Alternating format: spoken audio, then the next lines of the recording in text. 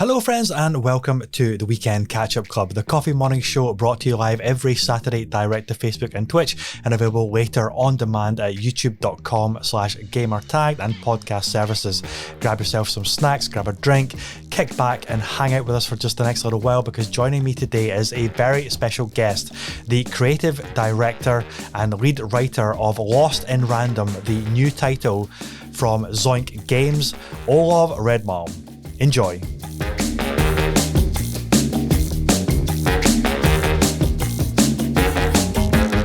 Mr. Olov Redmalm, the creative director, lead writer at Lost in Random at Zoink Games, one of my favorite indie developers of the past few years. Oh my goodness, what a treat to have you here. So thank you for agreeing to be a guest. Thank you. It's great to be here. Thank you so much. It's great. Thank you. You're so welcome. So please introduce yourself fully, and then we'll get stuck into your profession, Zoink Games, the legacy of the studio, and of course we're going to be diving into Lost in Random, which is the new game which just came out. Yeah. Well, hi. So I'm Olov Redmalm, and I directed Lost in Random, and I live in Gothenburg and in Sweden, and there's where the studio is as well. And I'm originally a illustrator and comic artist.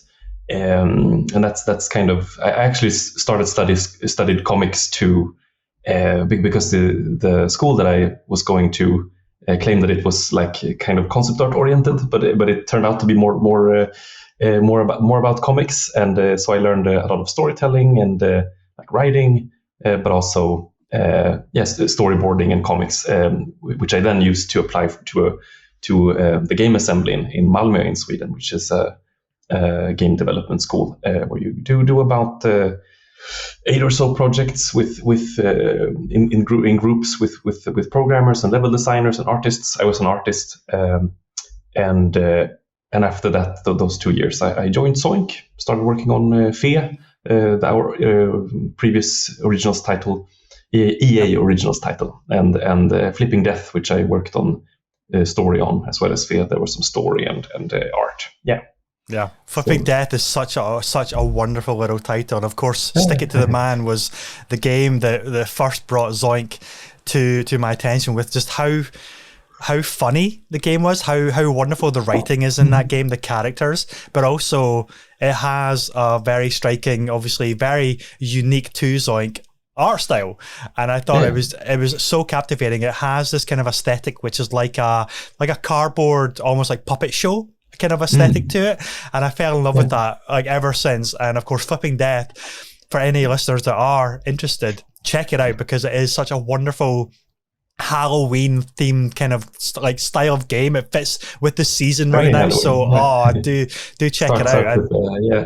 And then all of those games, Stick It to the Man, Flipping Death, and Lost in Random all share the same dialogue writer, Ryan North, who's written some Adventure Time comics and the Unbeatable Squirrel Girl, Marvel's Unbeatable Squirrel Girl, as well as what else? I think he wrote some episodes for The Bravest Warriors. I think that's also a Fred Raider show, if I'm not mistaken, or if it's Cartoon Network. But he's super funny, super smart, and mixes like really dumb jokes with just very smart writing, and so he's written all of the dialogue for all those 3 games, including Lost in Random. So like for me, I like me personally, me and Klaus Lyngeled, who's the head of creative at the studio, we together like hash out the story and like all of the characters, what are they going to be, what do we want to convey, and then we basically send off this huge script to Ryan, who writes the dialogue for the characters, so we bounce back and forth like that. So that's how we've been working since at least Stick It to the Man too. Stick It to the Man. Are you? Is the studio's based in Sweden, obviously Gothenburg? Do you like work remotely with partners and things as well, and contributors and different disciplines?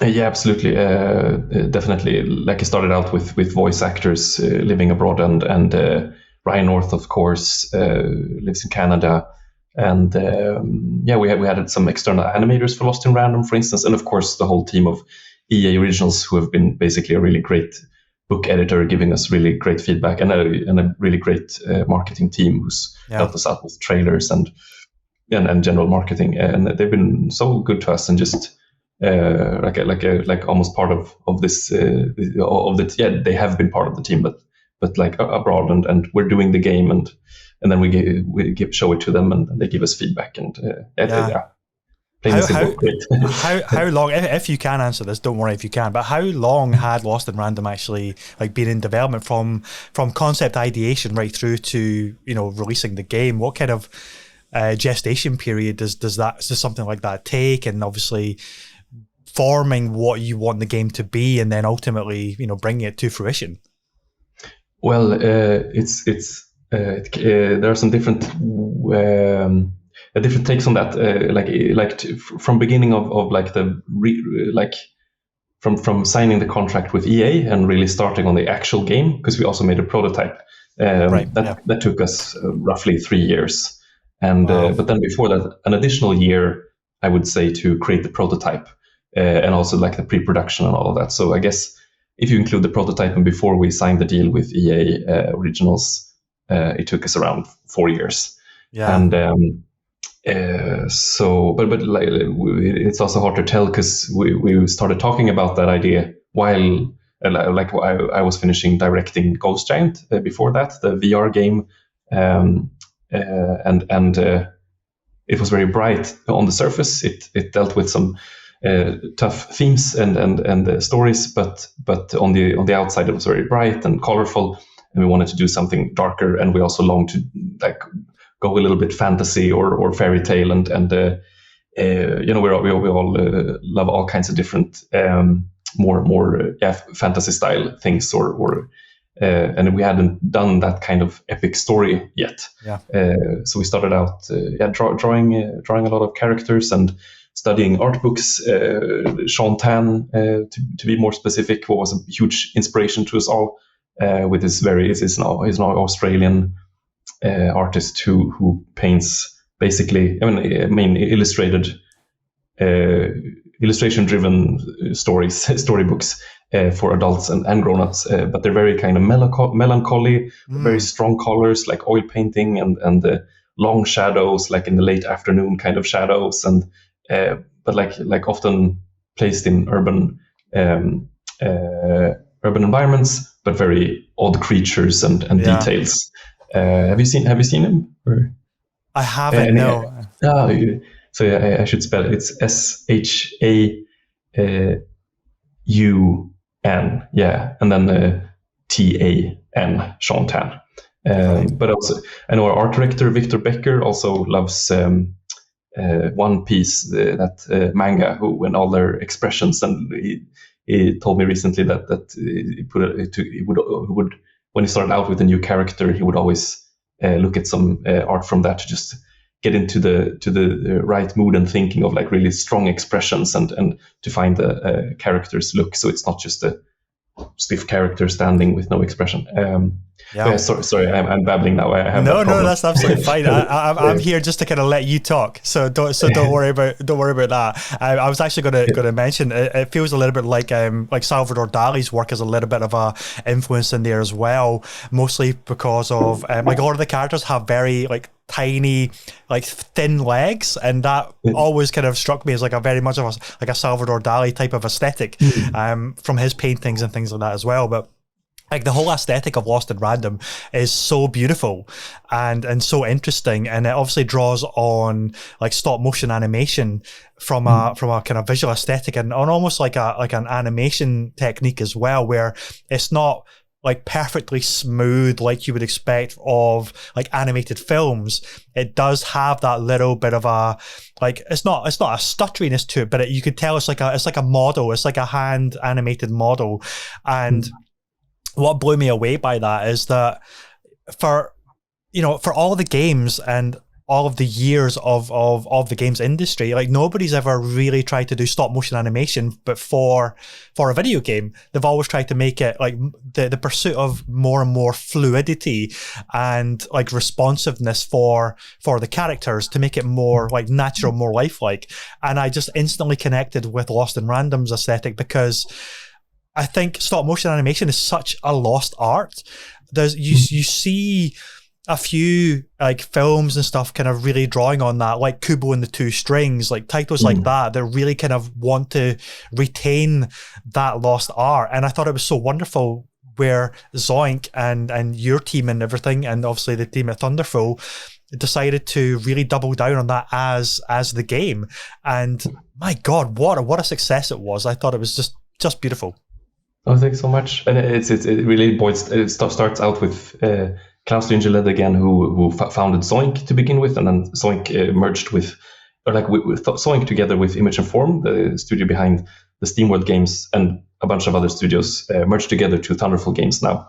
But we still kind of the same teams. We keep kind of the same teams, creating some SteamWorld games, and of course games with Zoink's DNA, Lost in Random, but from the beginning in the Zoink days, of course the budget was quite low, and so it was a lot about idea and style before creating really realistic graphics or so it was a lot about finding a really cool gimmick, like in Stick to the Man, reading people's minds and putting stickers in them and to change what they're thinking about, what they want, or but also the style. Klaus really loves sculpting and has grown up as have we all with stop motion movies and he's a very crafty person, and he taught us working with Sculpey, a kind of a clay that is very easy to work with. It doesn't dry out. I have my old sculpt of the Shadow Man in Lost in Random that still I haven't put it in the oven yet, so you can still work with it, and it's a great. But anyway, he back in the day with Stick It to the Man and Flipping Death, both of those have this kind of cardboard look, like they're cardboard cutouts, of course, and so is like a Ghost Giant looks like this little doll house set with wooden walls and always this crafty look, and after worked on Fea, that's I guess the only one that doesn't really look like a straightforward handcrafted physical material or something. It still has this kind of chiseled. We wanted to go for this chiseled look. Andreas Beyer, who was the creative director on that game, wanted it should look carved.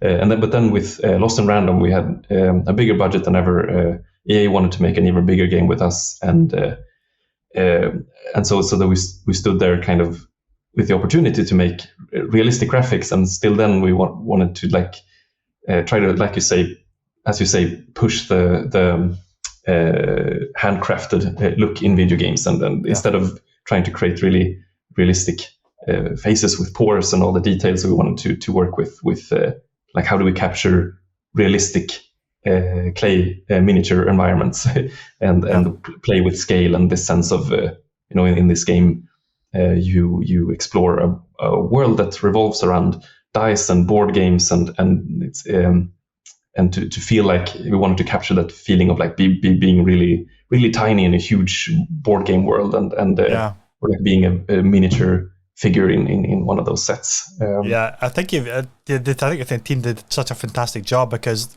as soon as you first boot up the game and you see the different characters, the little dice as well, it has this kind of very kind of physical properties to it, like it's an actual model, and obviously that obviously goes across to the Queen's kind of spider robots, things that are making their way across the cityscape and everything like that. It's like the metal textures look like bashed metal, like it has been like kind of put together, like it's a physical thing, like it has been.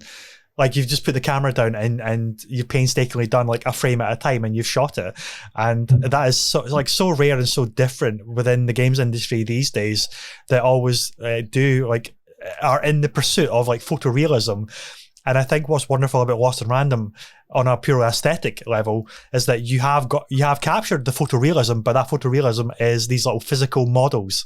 And I think that's just a great take on it as well. Have you seen the game Harold Halibut?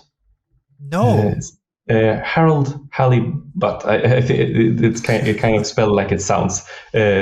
or like how I'm pronouncing it, but it's they actually 3D scanned stop motion figures. They actually sculpted the figures and the environments and everything in actual clay and scanned it. It was one of the titles that we were nominated for the official selections of the Tribeca Film Game Festival 2021, and both Lost in Random and Harold Halibut, and we were really impressed that they actually created those clay figures. I can strongly recommend checking out some trailers. I will. I'll check it out later. Yeah. But we did work with clay as concepts, but we did talk about 3D scanning some clay figurines to try to capture the look of the clay, but in the end we just mimicked it. And ZBrush, the sculpting tool, is already so it already feels like clay. So working with clay, so we didn't feel the need. Yeah, I wanted to ask you as well I forgot about Faye that was a Zoink game as well. So maybe this question is a little bit less relevant than I had originally thought. But I was so familiar with Stick It to the Man, Zombie Vikings, Flipping Death, which are very much the cardboard cutout kind of effect, and it's all 2D with a bit of that kind of 2.5D effect.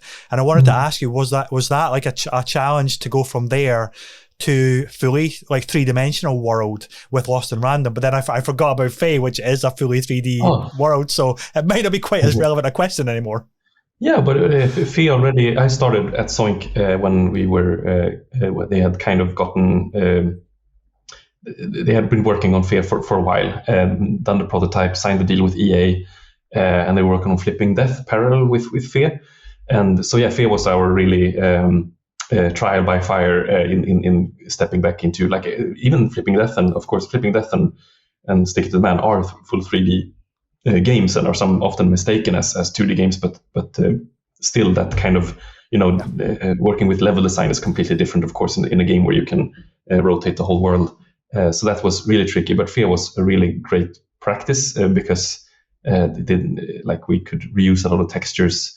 It wasn't so much about realistic materials, and it was a lot about shapes and silhouettes, because it's a very still stylized game. And then with Lost in Random, of course, the big challenge there was like, oh wow, a bit daunting, and to actually have the budget to create these really gorgeous models. It's even, I think it's kind of more difficult to make a game when you have a bigger budget, because not as much technical restraints. It gives you more choices and possibilities that can be a bit overwhelming. Like, what do I choose? With Ghost Giant, with Ghost Giant, it was very simple, because we wanted to fake this kind of realistic look, dollhouse, like a realistic dollhouse. But it was easy to do with like hand painted textures and baked light, so it's not actual dynamic light. And you have, of course, these very stylized characters. But then, so that was a challenge with Lost in Random, the possibility of creating something that looks AAA or AA. Yeah, I can imagine the pressure there to like with bigger budgets, with more like expectations as well. But I remember seeing Lost in Random on that. I think it was at the EA like showcase that they did earlier in the year, I think it was, or maybe even it was last year. I can't remember now. The last 2 years are a complete blur. I don't know if they're a blur for you as well, but they are for me. It is. And the announcement kind of showreel with Lost in Random, and I thought, like at the time, you know how when trailers, they usually don't say necessarily who the game is from. They just kind of show you the game first of all. And I thought, wow, this looks phenomenal. This looks so good. It's so interesting and so different. And then when it said it was by Zoink Games, I thought, oh my God, they're doing like a fully 3D like adventure type of game that looks like Alice in Wonderland, Tim Burton-esque. And I thought, holy shoot, that is definitely on like the one to watch list. And it made me so happy when we jumped forward to this year and Gamescom awarded Lost in Random, like, I think it was the best indie game of the show or something like, or one of those awards. And just recently as well. Oh, totally, I can imagine. And of course, just recently, IGN put it on the list for the current like best of the year so far. I thought that is so amazing to see and so great that indie games are getting like such a good uplift of exposure these days, and rightly so, because Zoink Games has been delivering like consistently original, funny, highly crafted games for years, and I love that Lost in Random is getting like elevated in terms of its exposure. And I've been noticing on Twitter as well, like, you know, the hashtag Lost in Random has just been spawning like instant love for the characters in the game, you know, fan art, all this kind of stuff. And I can't wait for event season to kick off properly, you know, back to how it used to be, and we get to see like the cosplays and things like that as well. I'm already trying to work out how I'm going to get my 1-year-old son into a Dicey costume. It's got to happen at some point. Oh, let us know, email us, and we can feature him. It would be great. That would be so cute. Yeah. Nice. It must have been an amazing feeling for you. Yeah, it's been amazing to get all the great response, and like we were really relieved, because it's with all our games, it feels like it's hard when you make a game that, like, both with Ghost Giant, that was a VR game and we hadn't done VR before, and Lost in Random with its kind of odd combat loop, and it is a lot of things at the same time, the game. So it was very hard to like kind of try to foresee what people would think about it, and so we were very nervous, and just shouted out in joy when we got the first reviews in the morning there on release day, September 10th. It's been really great, and just whoever's watching, thank you so much for giving us all the support and love, and it keeps us going and creating more weird stuff. So totally. It's been great. So that combat system, if we could talk about that for a little bit as well, because it's so unique, much like the aesthetic and the writing that Zoink Games always deliver. The combat system was something highly unique because it's really fusing, I think, 3 different types of game essentially within a single combat system. So, you know, you guys don't do anything by half. So you like to make it challenging for yourselves, right? It's not just it's not just a real-time action game. It's not just a card builder game. It's not just a turn-based, almost like D&D board game aesthetic. It's all 3. How did that come about, and also what were the challenges then to then make that into a system which is not going to like mess with the player's head and make it so that they can easily get their head around it, how it all works, and execute it in such a slick and refreshing manner, because it is like super original for I guess this style of game. It's been, of course, one of the biggest challenges in making this game, trying to balance the combat system and make it easy to understand, and so many iterations on the tutorials and how we kind of portion out the things you learn throughout the game, and it's been a really tough ride, and our designers have worked super hard on it. Several, like we have Marcus Ingvarsson, the lead designer, and Martin Storm, who kind of coined the first actual kind of, okay, so you stop time with your dice and make your rounds. And because very early on, he was the main designer on the team, Martin Storm. And we worked with him, and Klaus Lingeled also was there. And we wanted to capture this feeling of being in a huge board game, and how do you capture the excitement of oh, it's my turn and I get to do a choice and really stick it to them, and it's my turn now to shine. but how do you make it like a fluent action game, so you're not stuck in, because it becomes a whole other genre and audience, and kind of niched audience, I think, if it's turn-based, or at least that's what we thought back then. And we wanted to make something accessible to more people, and then capture that essence of playing a board game, but it's action packed and fluent, and so much like games like I kind of liken the system to games like Baldur's Gate or Dragon Age, but for dummies, in the way that you pause the game like just like in Baldur's Gate. Like I grew up with Baldur's Gate, and I've even learned a lot of my English playing that game. So it's been with me a long time, and so every opportunity I could grab, I referred to that game when we worked on Lost in Random. But in that game, I remember like you pause time by pushing spacebar. You place out all these traps and spells. You hit unpause, and all hell breaks loose, and it's just a really beautiful, lovely chaos. And maybe you die, but it's okay. You start over again because it was a lot of fun to place out that fireball, and that kind of is the same deal in Lost in Random, only that we put the die, instead of it's a die roll going on behind the curtains, it's something going on right in front of you. The player knows about the game. The player character, the protagonist, knows about the game, and the die is a character, and she's the one throwing the die and sees the result and how that affects the game in the game. And it is this meta thing going on. But yeah, I'm babbling because there's so many different components, and so many times we took another turn, and like so much of our budget has gone into laboratorying this thing, and I can imagine experimenting on this loop. I can imagine it takes a really long time to work out what you want to do with any like core mechanic of any game, really, and then you know testing it out, making sure like, God, is this fun? Is this like really cumbersome? Is this where we lose the audience? It's like at this point they've put the controller down and they've walked away because we've made something that either isn't clicking, it isn't working, or you know, it's such a landmine of like trial and error testing a lot of the times to work out, okay, oh God, like are we doing the right thing? And second guessing yourself as well. I can imagine it's a lot of hair pulling as well, or in my case, beard pulling, because I don't have any hair. So yeah, I wish we could change. We could swap, but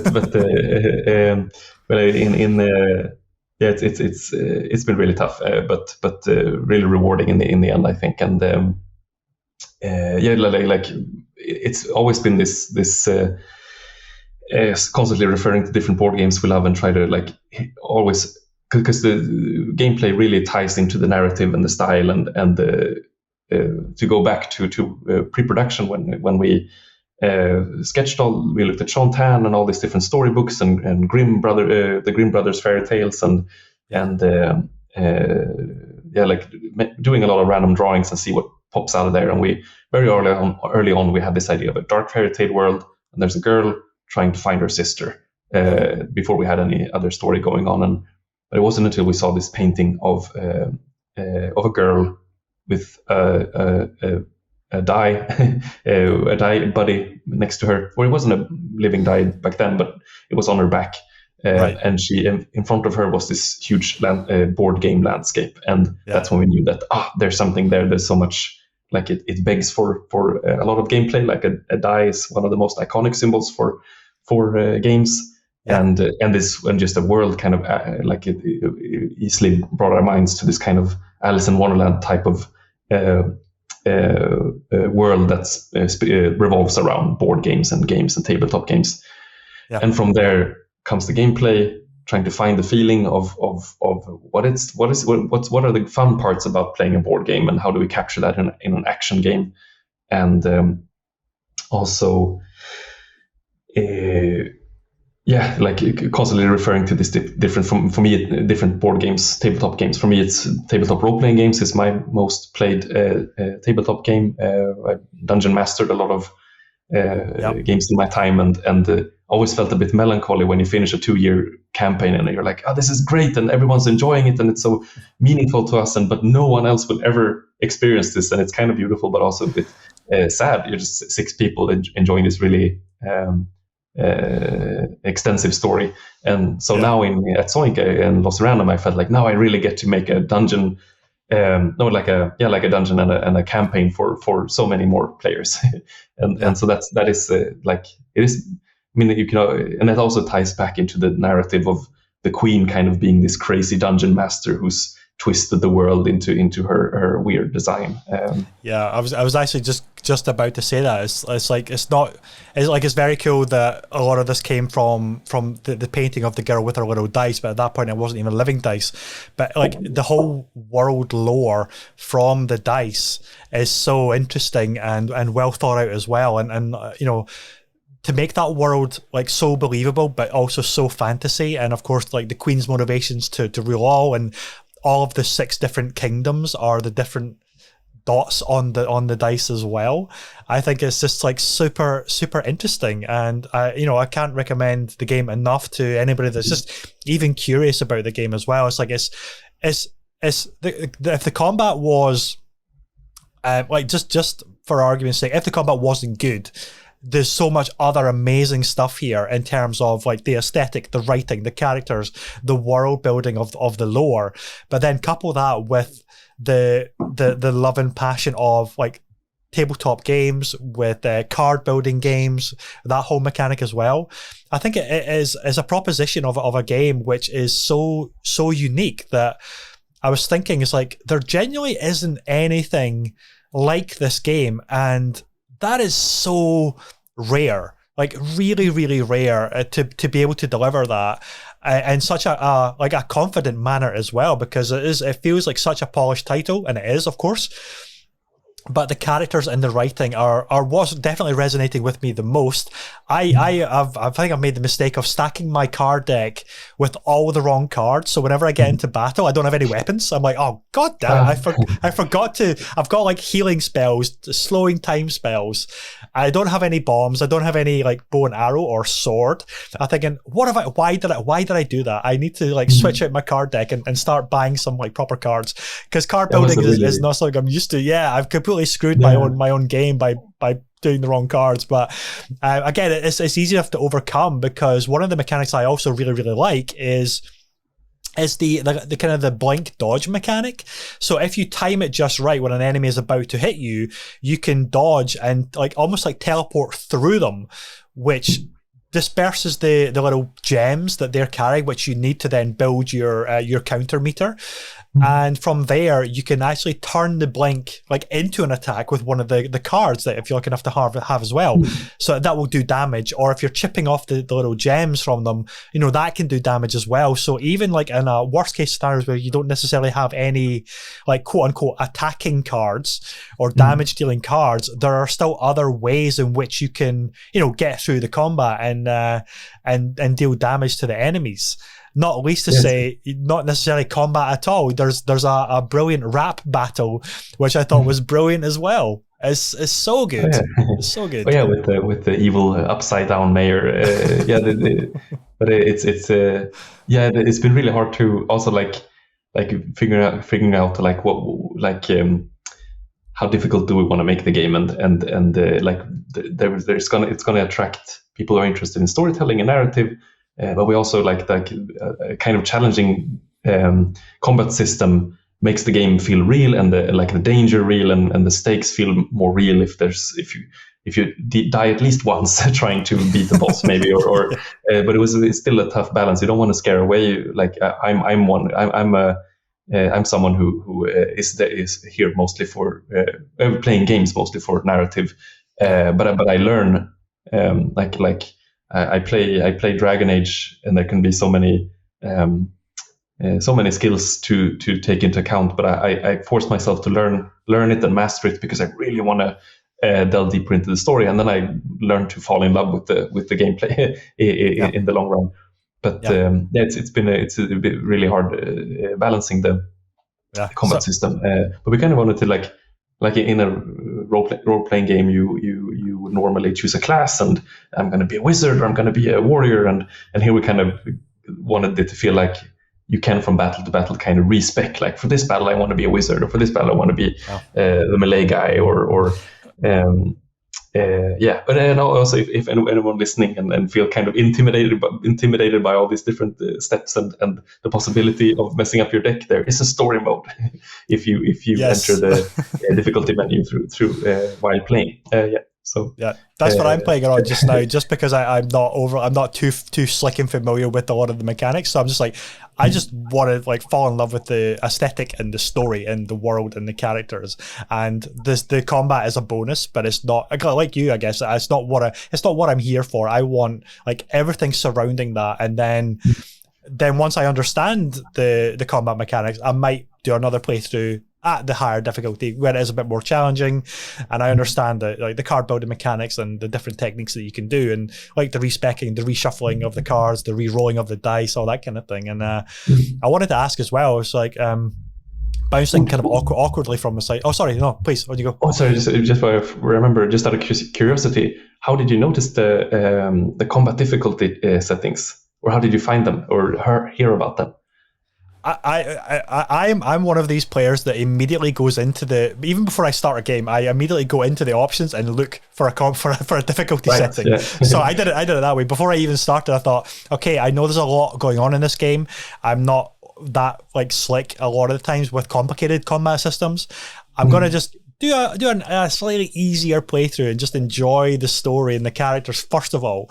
And so I went into the options, and I think it was a difficulty slider or something like that there. I can't actually remember what the menus look like now.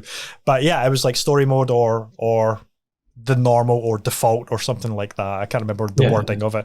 But yeah, I thought, oh, story mode, that's for me. I will definitely check that out because I want to just enjoy the story and the characters of Odd and Even, the Queen, and all of these, Seymour and Royum and there's just like so many wonderful characters, and again, it's the world, it's the aesthetic which pulled me toward the game first and foremost, and then anything else is just like the frosting on the cake. And I've just made it to Freedom.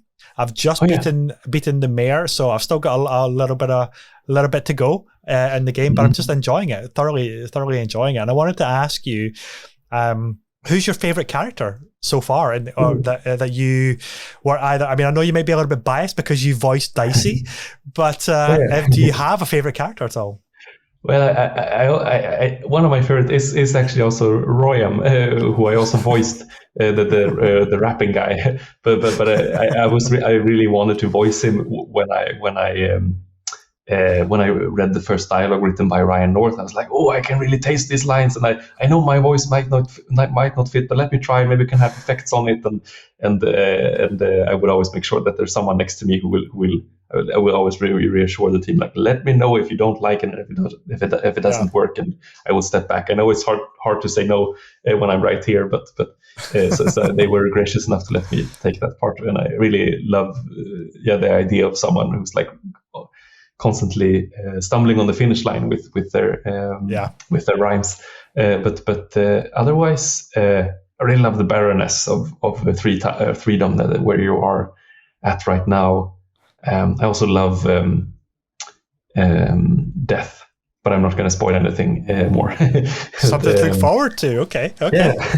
But I also, I think my absolute favorite character is the Queen, from her design to her voice acting, and she's voice acted by Karen Kaller, or Karen Kaler, not sure. I think it's Karen Kaller, but how you pronounce it. But she also did the voice for the mother in Ghost Giant, and she has a great range of this really intimidating. I wasn't sure she was going to be able to pull it off, because in Ghost Giant she was really soft spoken, and right. But no, she could really pull off a really great villain too. And without spoiling anything, like, the Queen really does have a great range of different emotions, and even is the only one who can kind of, like, one of the few who can actually irk the Queen or kind of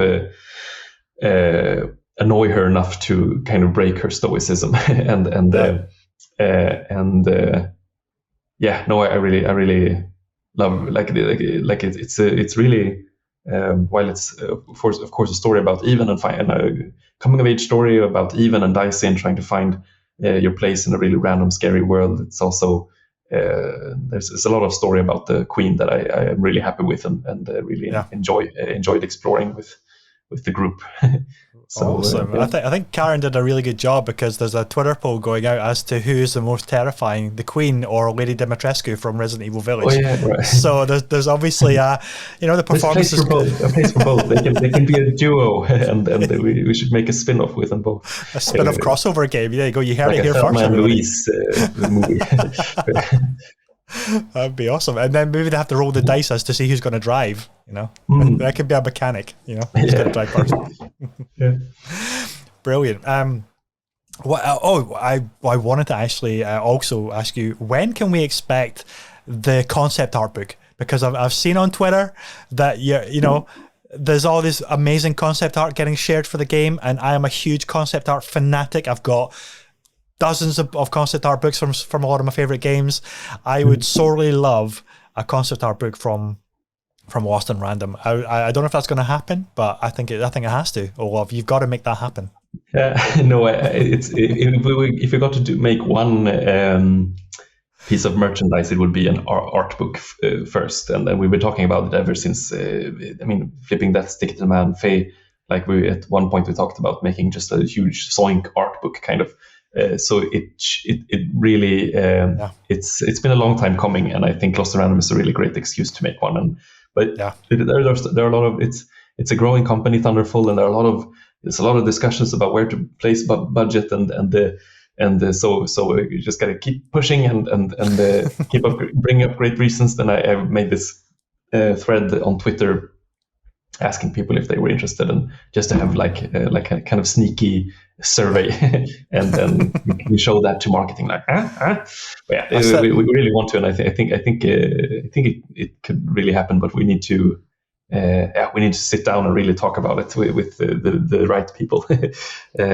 Marketing love their data, so if there's a poll that's overwhelmingly like saying yes for this, then that's half the battle. That's definitely half the battle. And a dicey backpack. I'm gonna have to get a dicey backpack as well. Did you see one of our cousin studios, the station? They actually ordered like a custom-made plushie of Dicey. That's kind of this size. But if you would have made it hollow, it would have been a great backpack. Oh yeah, yeah. There's so many awesome indie game plushies that are coming out. There's obviously the Dicey one there. There's the little rots from Ember Lab, from Kena, Bridge of Spirits, the little cute little black things. They're out there. It's like, oh my god, it's like my studio's got my recording studio's going to be like plushie overload. So all of these amazing cute little plushies dotted around there. It's like to have the budget to just buy all the plushies, it would be so nice to have that kind of expendable budget to just buy a bunch of cool stuff. Yeah. I hear you. Same here. I know. I don't know, but we really want to make one. I hope we can pull it off. There's been a lot of stuff going on now with the release, and now we're also prototyping new stuff, and so these kind of it's easy to kind of forget this. Of course, we should make an art book, and it's just one thing among many that kind of gets lost in the process, but we should definitely keep pushing for it, and I hope we can make one. Yeah, I'll keep prodding Thunderful every so often to say, how's that art book coming on? Please do. Zoink complete works, but also standalone for the games as well, which would be quite nice. Money spinner, these things print money. I think, hopefully, anyway. No, but if anything, it's worth doing for ourselves and for the fans, and yeah. Yeah, wonderful. So what are you looking forward to next? Now that the game has released, you're getting such amazing feedback and everything like that. Now there's in the wild that's really resonating with fans. Have you been able to exhale and take a break, take a rest, or is it just full on to the next thing? No, it really is a marathon. I had a great summer vacation, but the game wasn't finished right before summer, so we still had the last sprint kind of right after summer. So I'm not fully rested, and we're jumped straight onto new prototypes, and we're trying out different both new things and also sketching on a possible sequel, and just exploring what we want to do next, and when do we want to do what, and so it's a very creative and fun time now at Thunderful and Zoink. There's like a really fun laboratory going on. And they're also finishing up the Gunk. Also, the I'm not on that team, but of course, I'm forgetting that's sponsor. Thunderful, right? Yeah, that looks amazing. That looks really good fun as well. Again, like so much original indie games that are really coming to the fore this year. And I think I actually mentioned this on one of our previous shows. It's like, because like so many of the major AAA games have been bumped because of the pandemic and you know, that's the way the situation is right now.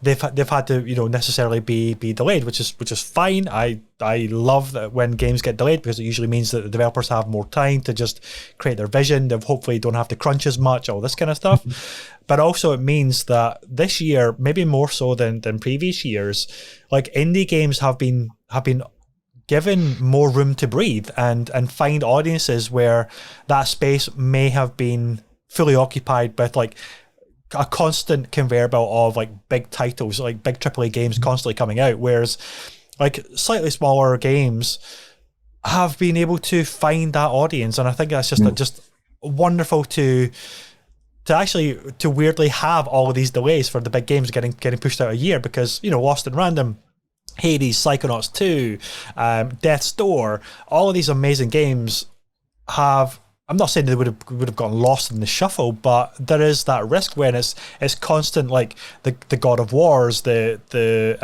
Halos, the Call of Duties, games that I'm still excited for, but they do, like, they are like these kind of black holes that you don't want to launch out anything around them, because, you know, things kind of, the attention gets shifted onto those, and everything else kind of gets like forgotten about. And I think it's just been actually a really great ironic circumstance that, because they've all been moved out or pushed around and into like next year or a different kind of release window, like there are, like, people are concerned, like gamers are concerned as to, okay, what are we going to play this year, as if there's nothing to play, but there's hundreds and hundreds of amazing games to play. You just have to look. But because of that, it's really surfaced a lot of amazing indie talent, of which Zoink and Thunderful Games are up there with the absolute best developers. And I really hope that Lost in Random, and because of the delays of other big titles, that focus, like the Eye of Sauron, right? It's going to shift its gaze onto titles like this, and people are going to like maybe even check out the previous studio's back catalogue. Flipping Death, like Ghost Giant, like Fea, like Stick It to the Man, because they're just so wonderful. And if you like really sharp writing and really original aesthetics, then Zoink has got it in spades. And I just want to shout that out there to viewers and listeners as much as possible. Check out Zoink's back catalogue. God damn it, they're so good. Thank you. Yes, I couldn't agree more. No, thank you so much. It really warms, and I am really happy. Also, EA Originals, like programs like that, is just such a great way to, like you say, push indie games more,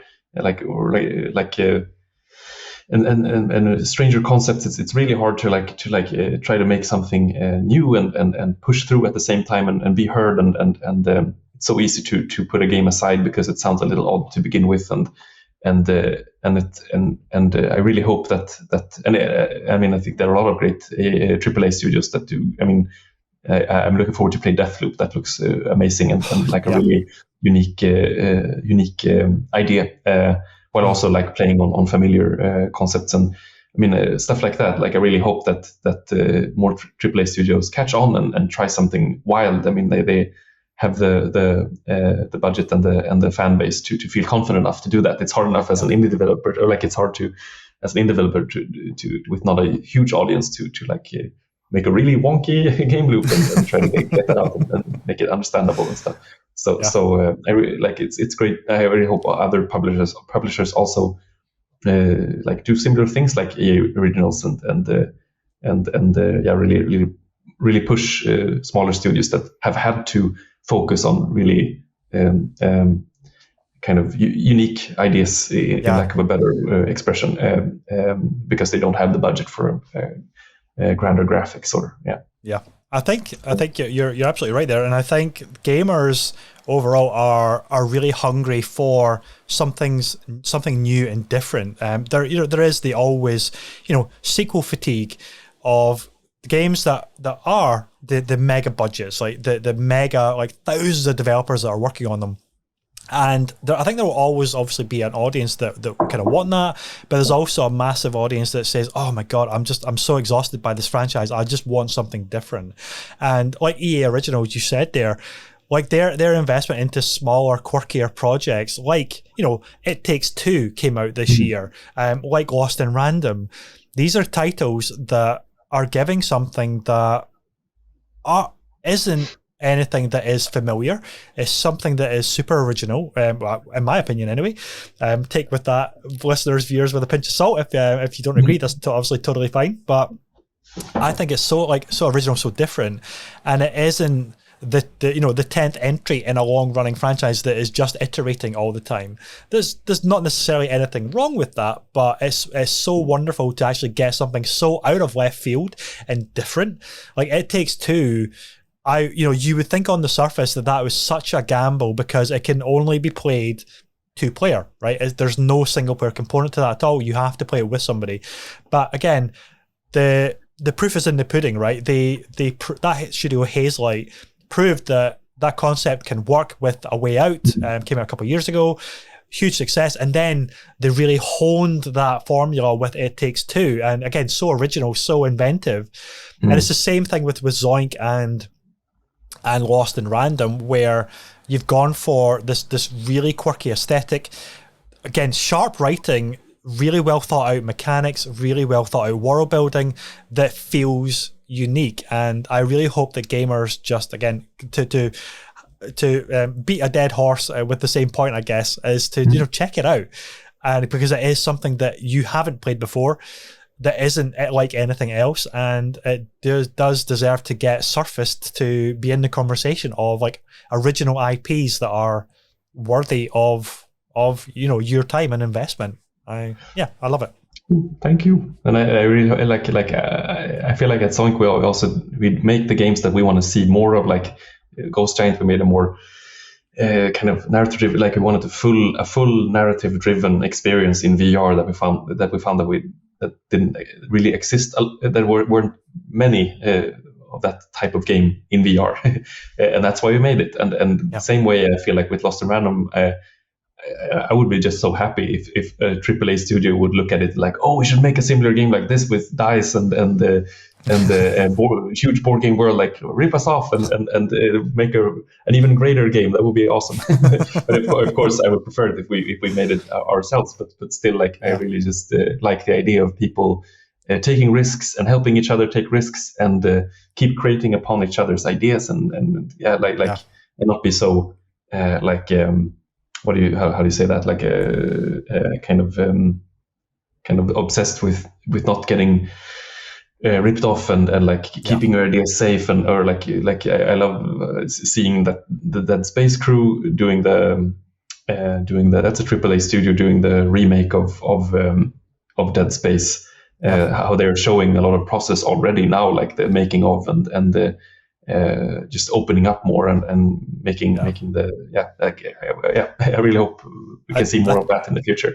I think that is like so refreshing as well to see more communication, more like behind the closed doors, because previous years it always has been like a very tight, locked in secret until they're ready to launch the game or announce the game.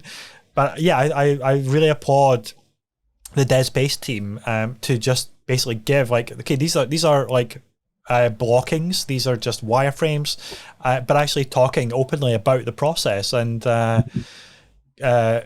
more that developers can do that, I think audiences can appreciate more like what goes into like building these games, building these experiences, these worlds that we ultimately love and want to lose ourselves in for X number of hours.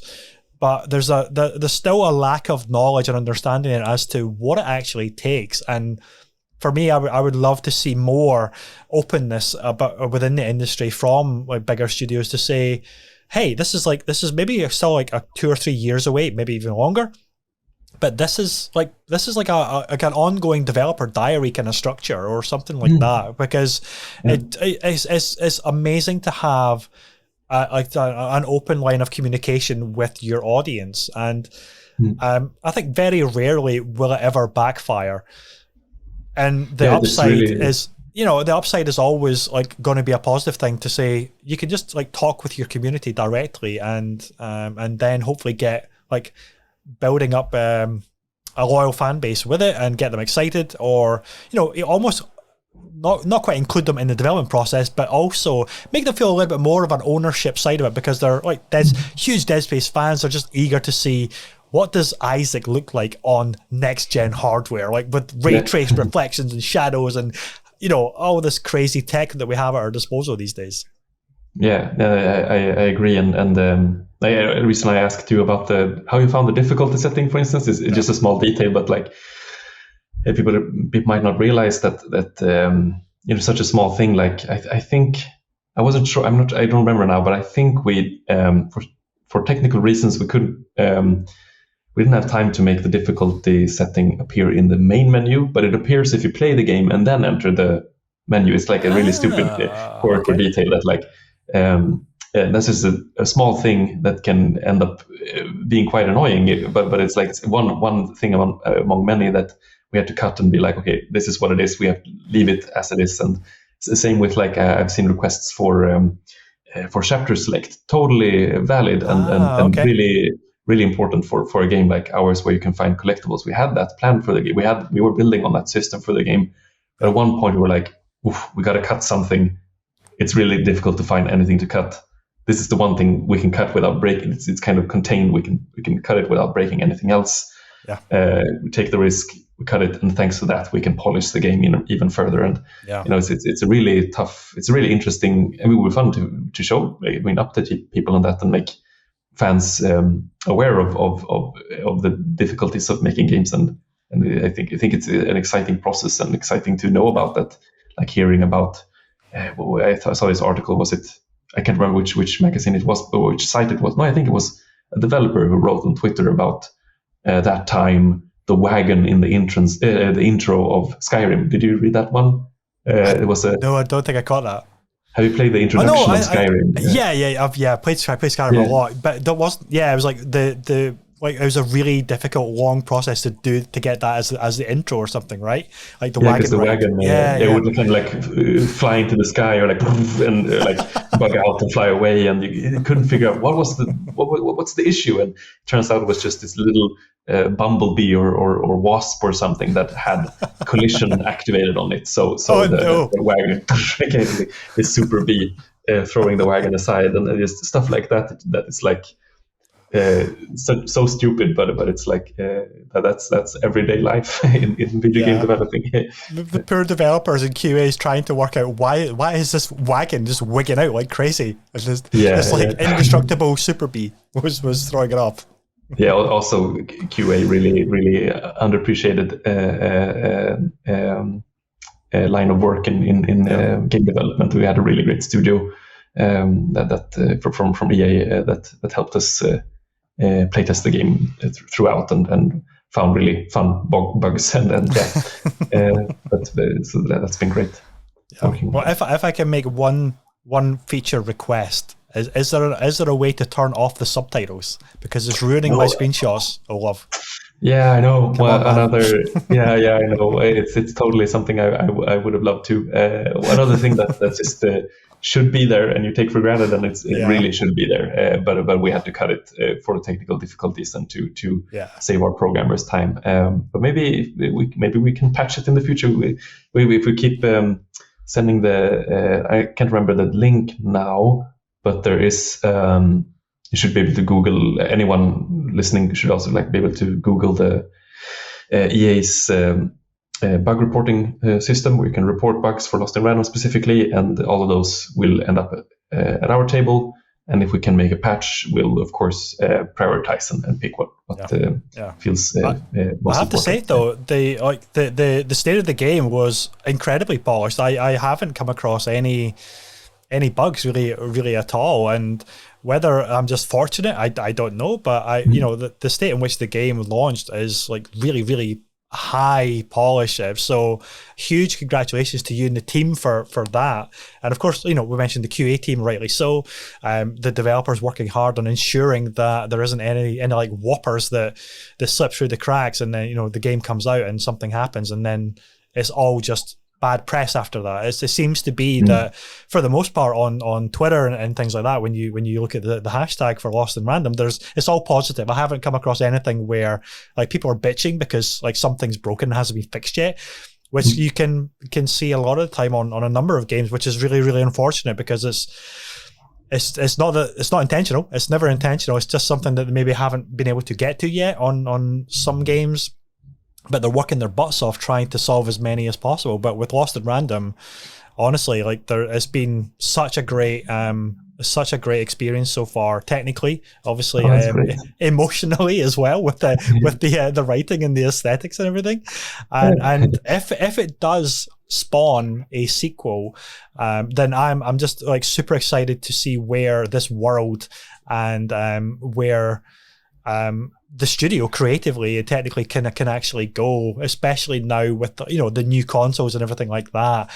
It must be like kid in a candy store for developers to say, whoa, we have all this new horsepower, we have all these new features that these new consoles can do.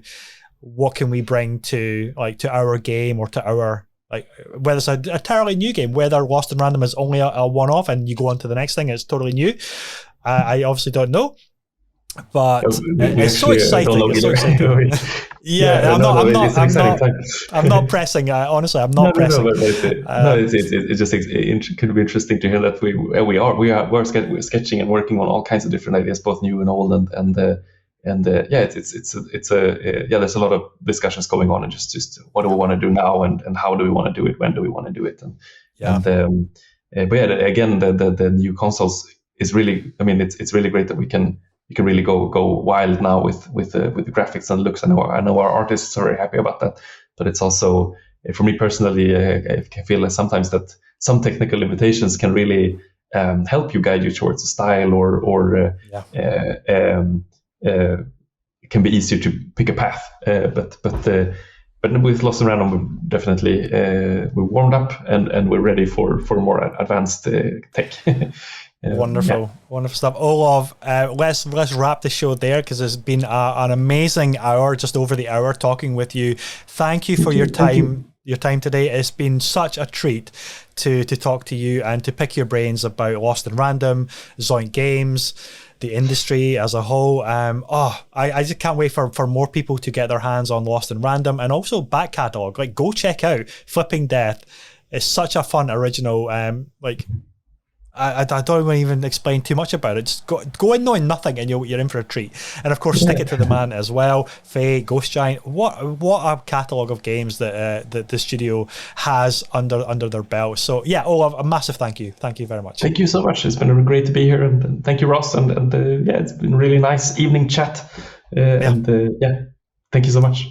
Great. Thank you. And I hope everyone, like, as many as possible, play the game, and word of mouth is the seed to a sequel, and I hope those who already played it. I want to thank, first of all those who already played it, and it's this game is made for you as much as us. So thank you. Thank you. Thank you. So, ladies and gentlemen, friends, thank you very much for tuning in for this special episode of the Weekend Catch-Up Club podcast. If you've enjoyed the show, don't forget to give it a like, a follow, a subscribe to the channel. Help us grow the channel so we can get even more amazing guests on. But until next time, that's it for me. I will see you next week for another great guest. Take care and happy gaming. Bye-bye. Thank you.